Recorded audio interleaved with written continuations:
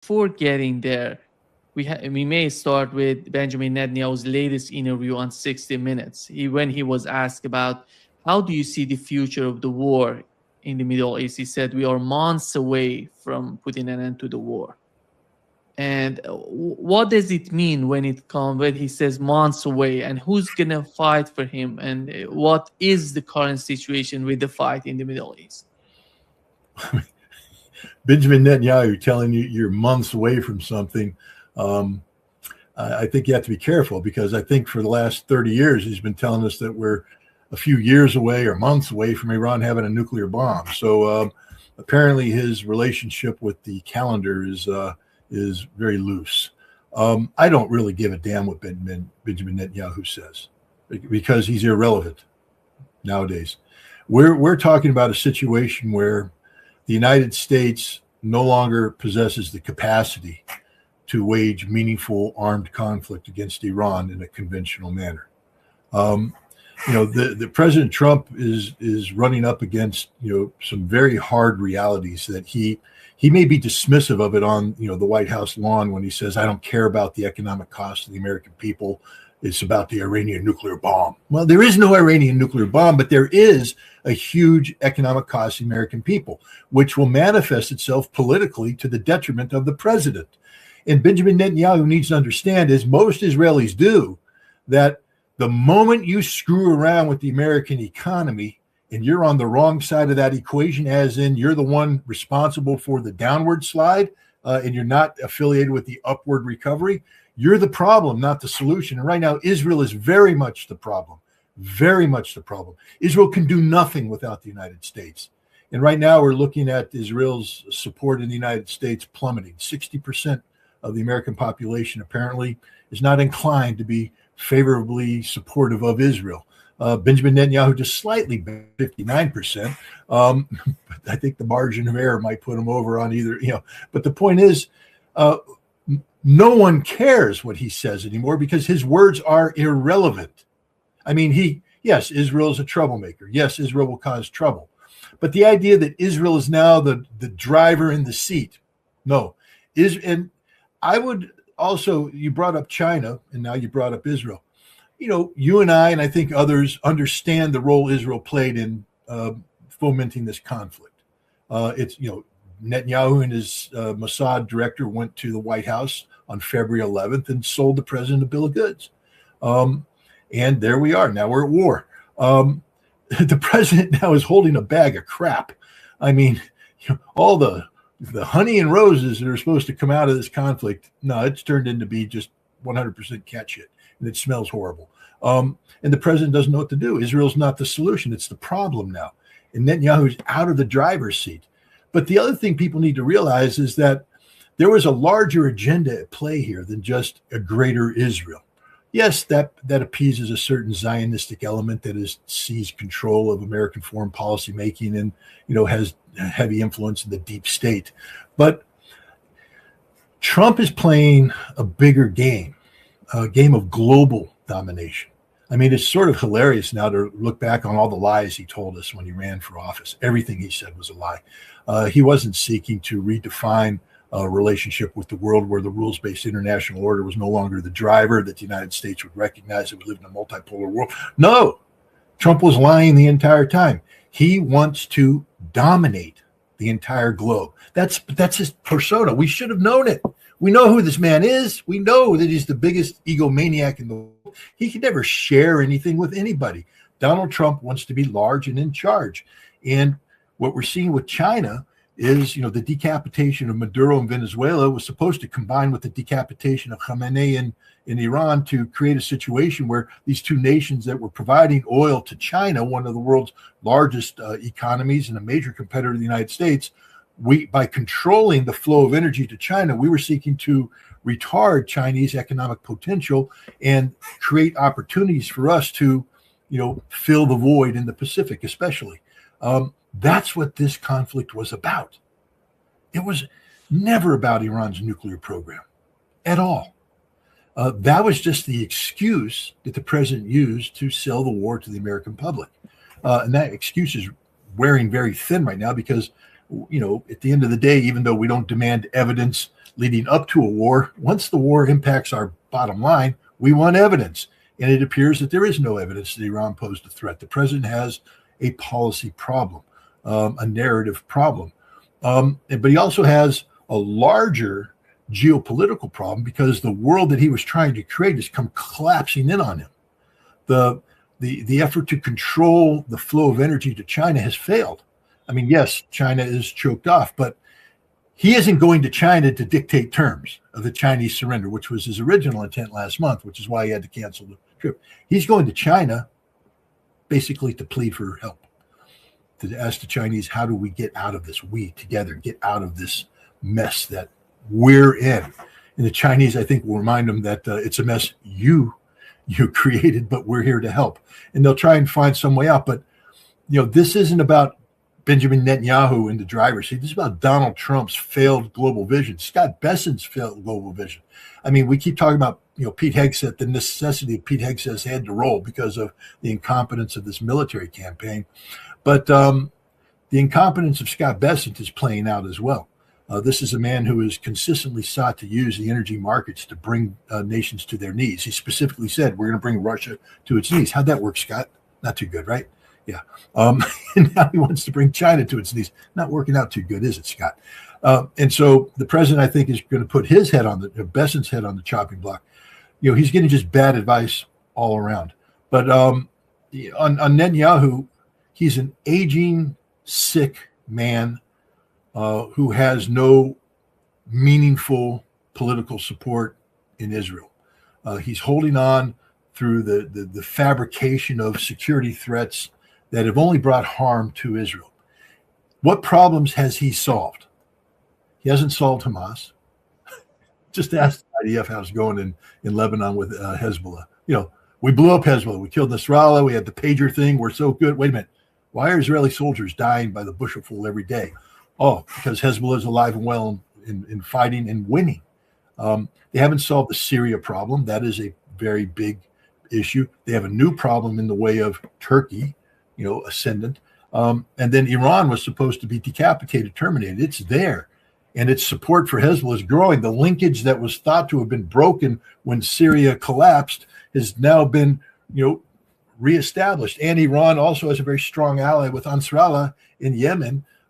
It's not just the Strait of Hormuz Iran gets to choke off, but they can shut down the Bab el-Mandeb Strait as well anytime they want to. So it's not Netanyahu that's in the driver's seat. I think there's a Chinese professor out there talking about Israel winning the whole world. I think the guy's smoking dope because Israel's winning nothing right now. Their military has been exposed as having severe limitations. Air power was supposed to be the trump card for Israel. Well, the trump card in this conflict has been Iran's ballistic missile program, which apparently neither Israel nor the United States effectively retarded. The CIA is saying that they got up to 90% back up and running. Aragchi, who I believe more than the CIA, is it's 120%. And probably that number's gone up because he made that statement last week. What he's saying is we have reconstituted the totality of our ballistic missile force, and we've been building new missiles, so we're stronger today than we were when the conflict actually started. That tells me that Israel and the United States are on the losing end of this equation. The United States is now having a debate internally about what we got left. According to Senator Mark Kelly, we ain't got nothing left. That's according to the Pentagon classified briefing. Now, people are mad because he's telling the truth. They didn't want the truth to be out because they wanted to lie to the American people in the world and project a sense of strength that doesn't exist. But we don't have sufficient quantities of long-range standoff weapons. We burned through the arsenal. We're now unable to even pretend to think we can go to war with China. A war with Russia is out of the question, and we can't even sustain a meaningful campaign against Iran. If we start it up, we will run out of missiles. In Iran, like I said, 120%. We already proved we can't retard their capacity. They will be able to fire missiles all day long, all week long, all month long until every target they aim at is destroyed. We're out of missile interceptors. Our production isn't going to catch up for years, let alone the time to make it meaningful here. So, again, I think Israel is finished as as the prime driver of what's going on in the Middle East. The prime driver today is Iran. They control the narrative. They control everything. And, they're the ones we should be listening to. 60 Minutes should be calling it Aragchi. That's the voice they need to listen to. Netanyahu, I spit on him. Scott, when it comes to Lebanon, you've just mentioned, and I'm sure that you watched those two videos showing the FPV drones hitting, Iron Dome batteries. And Iron Dome was supposed to hit these drones, but it seems that they're not able to see or to hit these FPV drones. What is the problem with Iron Dome? We're not talking about the THAAD system or Patriot system. We're talking about Iron Dome dealing with rockets and drones. Well, Iron Dome was supposed to deal with Iron Dome was created not to shoot down Scud missiles, but to shoot down Katyushkas and the homemade rockets that Hamas was firing. Basically, what both Hamas and Hezbollah would do is take these inexpensive, inaccurate rockets and flood the zone, and fired at an area and rain down on the ground, and some of them would hit, most of them wouldn't, but it was terrorism from the standpoint of the Israelis. Iron Dome was designed to eliminate that threat, to create an affordable means of shooting down these low-cost threats. Now, if you have a drone that flies into the field of view of Iron Dome's target acquisition radars, of course, they can be shot down too. And if you have, a larger missile come in and dispense multiple warheads that come in, Iron Dome can also, in theory, be effective there. Although I think the intercept rate is too high for the Iron Dome system to handle. You need other missiles to do that. We don't have enough of those. But the FPV is coming in very low to the ground. And it comes in literally under the radar. And once it gets past that radar, as you see, they have free reign. The Hezbollah, I've been following this because I've been following drone warfare for some time now, both in Ukraine and in Russia, the way they fight there, seeing what the United States is doing in terms of adapting to this reality. And so I watched the early Hezbollah drones with interest because, it takes a while to get used to operating a drone. The patience, it's like anything. Once you get a comfort level, the first time you fly a drone behind enemy lines, you're like, I got to act now. Something bad's going to happen. I got to act now. And what you have to cope with as a drone operator is you're going to lose drones because that's just happens. The Israelis have taken the Ukrainian, but because the FPV drones right now are fiber optic guided to get through electronic warfare jamming. And so, what the Ukrainians have done for some time now is to stretch the razor wire, barbed wire out, and then just have an automatic motor and it twirls. And as a FPV drone flies over, the fiber optic cable, of course, lags behind and droops. And as it flies over this wire, it gets caught up in there, it spins it up, and it'll break the wire, and then the drone will crash. So, the Israelis are doing this. So you're going to lose drones. That's just so the first thing you have to learn as an operator is if you're flying and the drone goes dead, call up another one. Start over. You're going to lose drones. So don't treat each drone as $1 million piece of equipment that has to deliver on the goods. The other thing is once you get there, don't panic. Search out your targets, prioritize your targets. You're there. The reason you're there is they don't have the ability to shoot you down. Take your time. The early Hezbollah FPV drones were marked by a sense of urgency. And so they would come in and literally dive at the first target they saw, bypassing other targets. What you see now is this maturity. It's almost as if they're mocking the Israelis. We're here. And it's a trick that the Ukrainians and the Russians play on each other. The sound of the drone it has a terrorizing impact. And if you look at both videos from both sides, when they hear that, you got the full attention of everybody on the ground. They're now totally focused on, trying to shoot this thing down or trying to make sure it doesn't hit them. Singular focus. And both sides, I think, get off on that. I mean, I think it's an empowering thing for a drone operator to watch guys on the ground panic because you have a drone flying around that can kill them. Hezbollah today is very mature in their drone operations. The videos you see right now show a patience, a maturity, knowledge of the Israeli operations. It's just been fascinating to watch the growth of this happening. The Hezbollah has become a very sophisticated operator of FPV drones, which, as we're seeing, are some of the most impactful weapons on the battlefield today. Because the Israelis, it's the same thing that happens. The Israelis were doing their traditional infantry armor assaults on fortified Hezbollah positions, and Hezbollah fights back in traditional ambushes, and it's very costly for the Israelis. So the Israelis are pulling back. But there is no safe zone. That's the beauty of the drones. The drones take the battlefield where, the force on force area, the red zone, and they extend it back. And I think the Hezbollah FPV drones are operating up to 20 kilometers deep.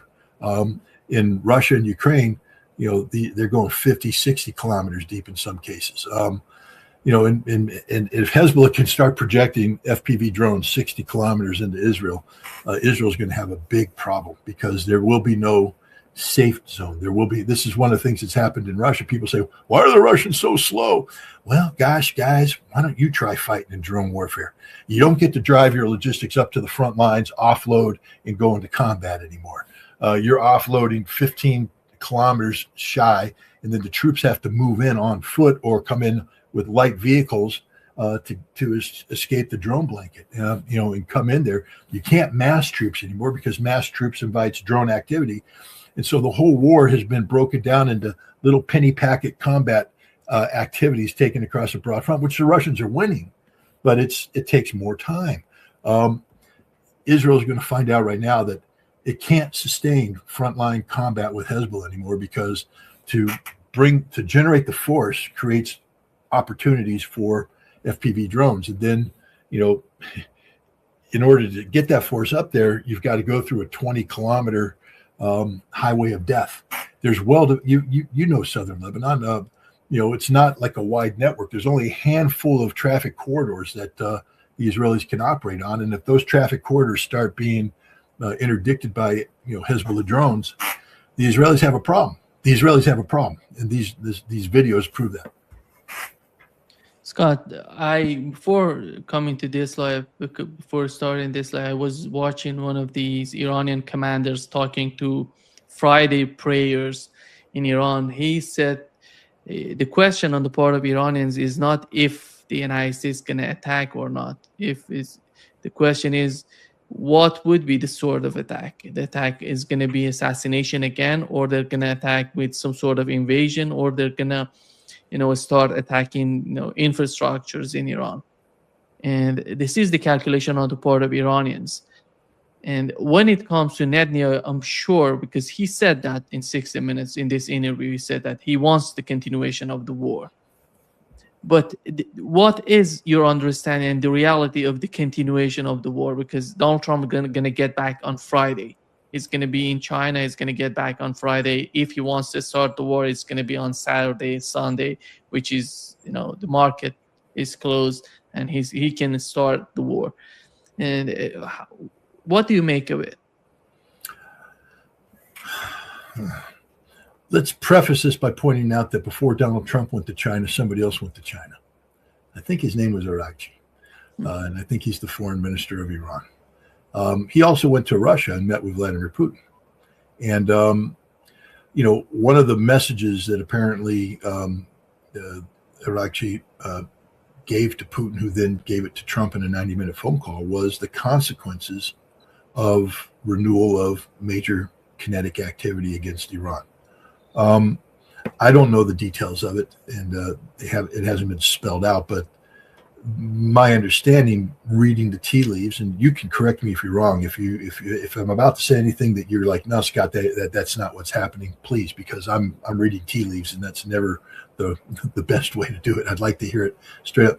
But the Iranians, I believe, have put the Gulf Arab states on notice Kuwait, Bahrain, Qatar, United Arab Emirates, and Saudi Arabia, that their major energy producing infrastructure will be eradicated on day one if the United States begins that. So right off the bat, Iran has said we're eliminating energy production capability in the Gulf Arab states if the United States strikes our energy targets. So there's that. Now we have an additional thing. I think the Iranians are also saying we can cut the internet for the Gulf Arab states. We can cut these cables anytime we want to. And they've deployed submarines to that effect, the small Gwadar class submarines. So there's that. Iran can hit desalination plants, eliminate the water production capacity of the Gulf Arab states as we're getting into the hot months with no rainfall. There's that. I think Aragchi told this to the Chinese as well. And I think Donald Trump's going to be put on notice that that's just not an option. There's, if you do this, the economic consequences you're going to pay are going to be outrageous, and we'll be paying them too. So let's not do that. And the other problem is sustainability. Okay, so we start a fight with the Iranians. Let's say that we shipped enough long-range standoff weapons where we can, resume our previous pace of operations. That went for 37 days. I think the best guess right now is that we'll run out of ammunition in less than a week. So we got a week's worth of bombing. So we're going to accomplish in a week what we couldn't accomplish in 37 days. People say the targeting's better. Wait, the best targeting was the targeting we used on day one of the attack. And we ended up killing 165 schoolgirls. So there is no military solution. The other thing is we're just out of interceptor missiles. I mean, we've stripped everything bare. We've brought it in.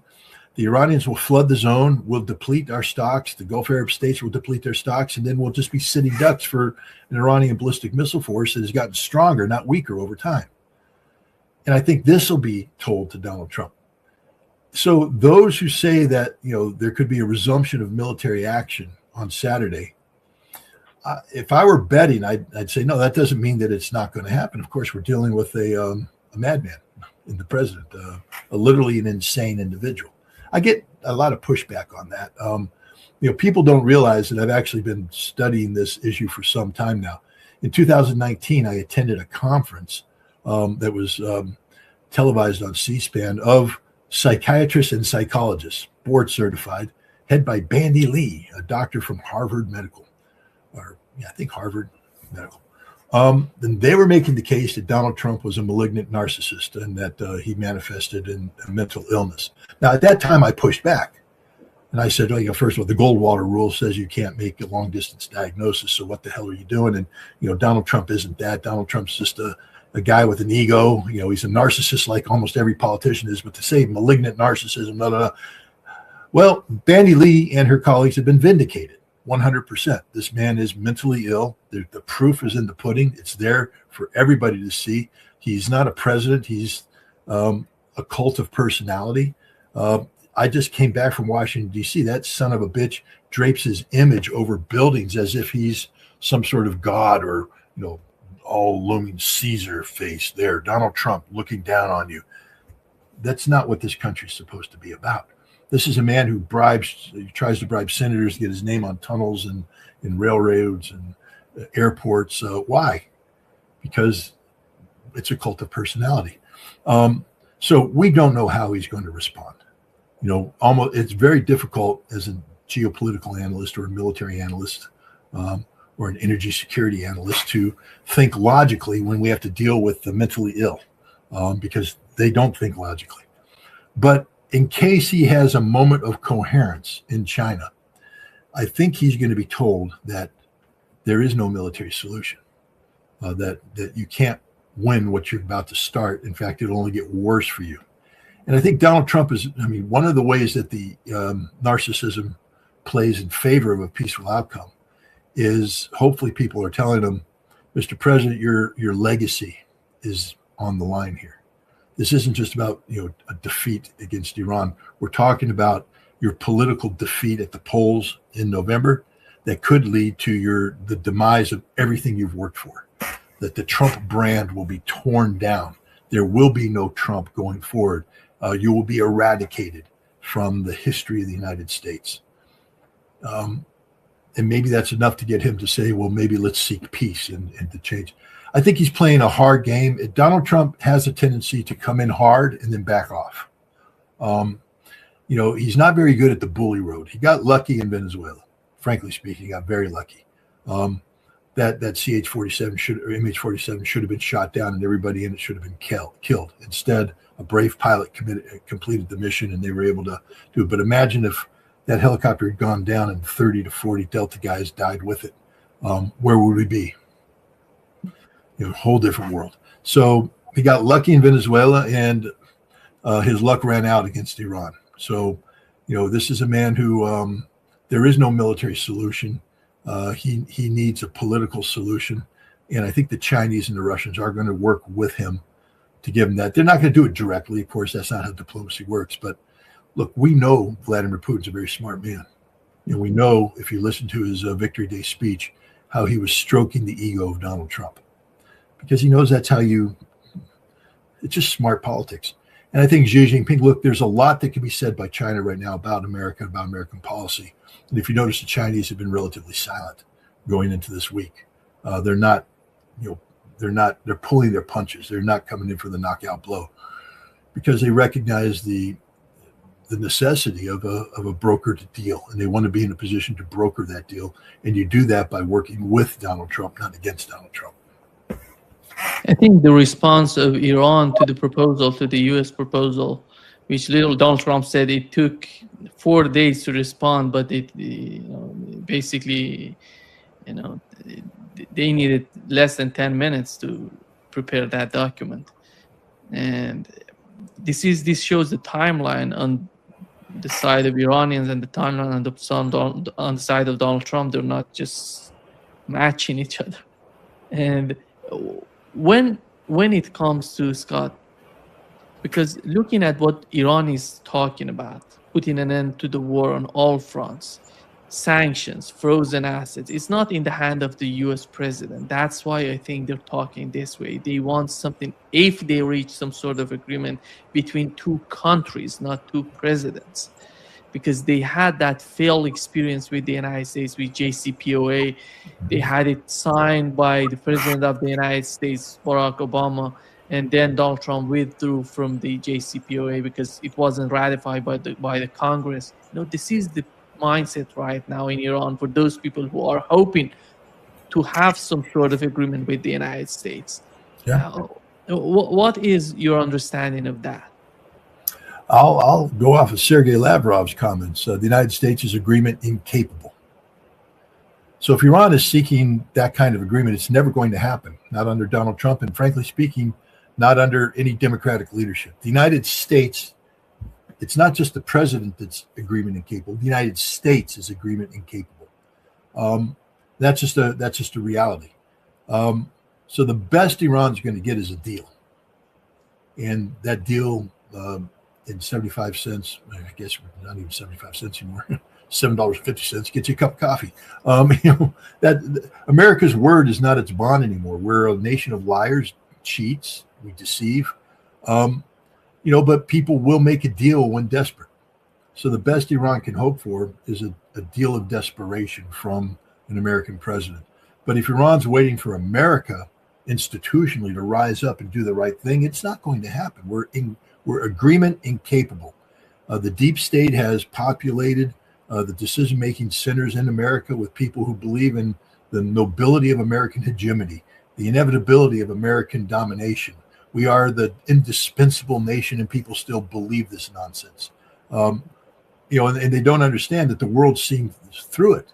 I mean, there's no more facade. There was a time, as Mike Carney, the Canadian Prime Minister, noted in his speech at Davos, where the world played along with the rules-based international order. But he said, we always knew it was fake. We always knew it was just about the America, using us to position itself to be a global, dominant leader. But as long as we got the crumbs thrown our way, we went along with it because it appeased us. It made us feel happy. But Canada has called it out. They know who we are. Europe knows who we are. All of our friends, ostensible friends, know who we are. And we're the worst nation in the world when it comes to integrity, honor, commitment. We can't be trusted. And yet, you have to deal with us. I was asked by a Russian, how do you deal with America? If America's agreement incapable, do you ignore America? Well, let me ask you this question. How do you deal with the weather? Do you ignore it? You can't ignore the weather. It's there. When it rains, you put on a raincoat. When it's hot, you dress in layers and you deal with that. When it's cold, you put on a coat. America is the weather. Unpredictable, ever-changing, sometimes stormy, sometimes not. But you can't have an agreement with the weather. The weather will not adhere to any agreement. The weather will break every agreement because the weather's incapable of having agreement. There's the United States. We're global weather. And people just have to deal with this right now. And I think Iran's going to have to adjust to that. I mean, I understand where the Iranians are coming from. I understand they're